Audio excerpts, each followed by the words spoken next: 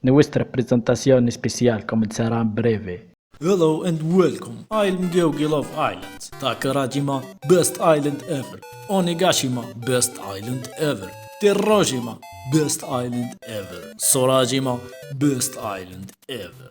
But you know what? Kichikujima is the best island in the world, in the galaxy, in the universe. But what is Kichikujima? Your fucking face tonight! Get me on the bride!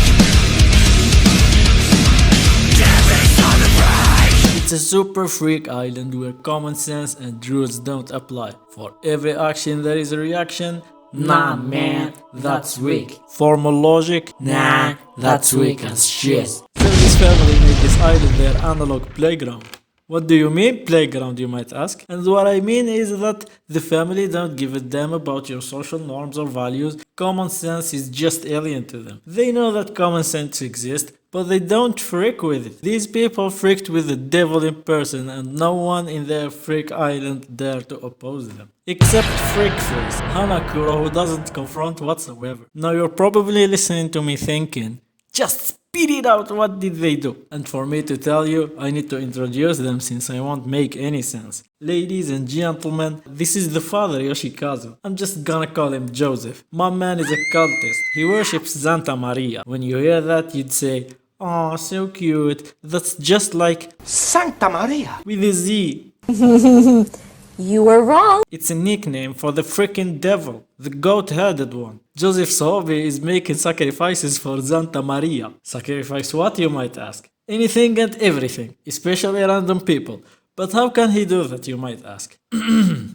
Superhuman strength, superhuman speed, superhuman stamina, superhuman durability, self-regeneration, and magic. Everyone has something he wants to achieve in life. Well, my man Joseph's goal is to make sacrifices for Santa Maria. You can describe him as a cannibalistic cult leader, aka a criminal murderer, and most importantly, a family man. Cause my man cares about his family. Maybe. Sometimes. My man Joseph has a wife, and her name is Mariko Gracias. So Mariko is originally from Spain, and the Vatican sent her to Japan to look for the Antichrist. But my man Joseph is irresistible, so they breed like rabbits. Just like her husband, Mariko's hobby is making sacrifices for Santa Maria, and their goal in life is to make sacrifices for Santa Maria. Plus she wants to make the Antichrist. By the way, my woman Mariko necromanced her mother in Law Otoki. I mean, she do be looking like an otoko. Well, when Granny Otoki came back to life, she acquired some abilities like being a giant and the whole circus. Her favorite grandson, of course, is none other than Kaoru. Give your cats to Santa Maria! Let's have fun! Sacrifice, sacrifice,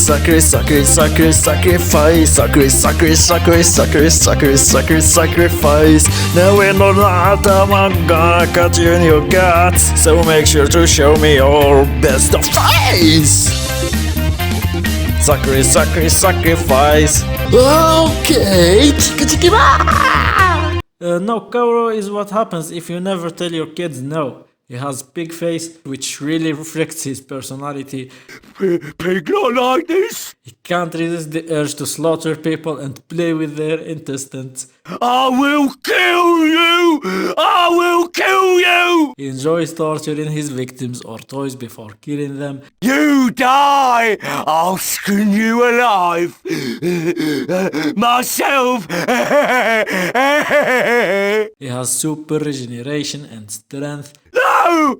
No, pig not die! So he is one tough piggy boy. But for some reason Santa Maria speaks to him occasionally, and if he prays to her, oh boy, you are freaked. He really wants to be a good boy. He likes to offer sacrifices to Santa Maria, but he also wants to marry Amy, the daughter of the dude. Kaoru is surely one bratty boy, but do you know who does he cherish? His sister Mari. Ah, Mari. She's freaky. She didn't cut anybody's dick on screen yet, but eventually I'm sure she will. Mari has a fucked up face. Two-Face from Batman, that's a joke. Chiguchi from Diamond wa Kurarenai is cute as hell. Melody from Hunter x Hunter is a joke. Look at Mary. Look here. She uses her claws and sadistically hunts people to sacrifice them to, you guessed it, Santa Maria. She is guilty of every other crime I already mentioned, and so is her two twin younger sisters. They usually hide their faces under an owl mask. Now Anna looks perfectly normal until she doesn't anymore due to some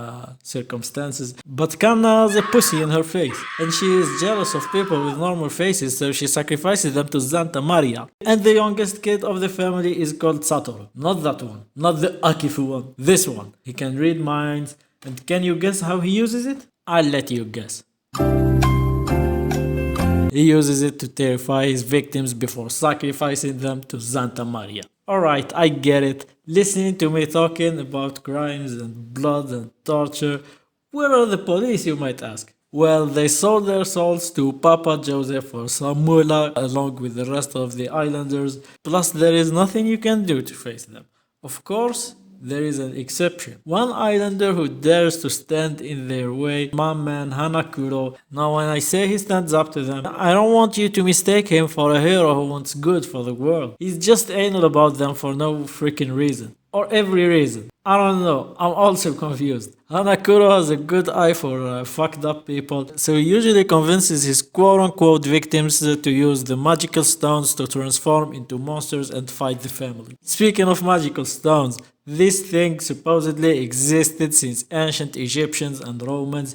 It's the same thing that gave the Egyptian pharaohs godlike powers and described at later times as the philosopher's stone. Miracles from the Bible are because of it. And you know, I don't know, man. This shit doesn't make sense, but it's fun to read. So dear this video enjoyer, let me walk you through some major events that happened in this island in which the family are directly involved. Kaoru as a kid killed other kids. Joseph brought nuclear waste to the shores of this island for some ridiculous amount of money, but I don't know what he did with it exactly. The family summoned the devil after filling a pool with human intestines. One other major event is that for a long time the family were trying to give birth to the Antichrist, or what they like to call the child of perception. But it was all useless because they don't know how. But you know who knows how to make the Antichrist? Freaking Casanova. The dude acquired an ancient book called Apocrypha by chance. Later on he did stuff with some girls, and when one of them got pregnant he brought them to the island for it to be born. It the Antichrist. Meanwhile, Bishop Maximilian, who is a member of the Catholic Church rock branch called the Spanish Inquisition, visits the island and wages a losing war against the family in order to acquire a child of perception.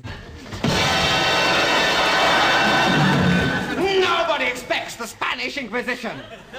And due to a series of coincidences or fate, I don't know, Casanova's girl gives birth to the child of perception near the family, and they start fighting for it immediately because each one of them has his selfish desires which they want him to grant. They end up tearing the Antichrist apart, so the mother screams, "Get some vegetables and a pot. Tonight we are having the Antichrist soup while his flesh is still fresh." And as it was, they actually eat him. So since the coming of the Antichrist is the beginning of the end of times, it actually starts the end of times. The dead started to rise from the dead, but since the Antichrist died, the end of times does not carry out. Look man, I know it's ridiculous, but you know what's more ridiculous? Some random lines from the manga. Listen to this. I tried so hard and got so far. In the end, it doesn't even matter. We need to put the devil order and exorcism in order. Thanks. Mary. Damn, Joseph be sounding. We should tie her up, throw holy water, and say holy names to see if it hurts her. Hallelujah, hallelujah. We're gonna go out with the exorcism of the devil. Yabadabadoo. And of course, as the old saying says, peace and be wise, huh?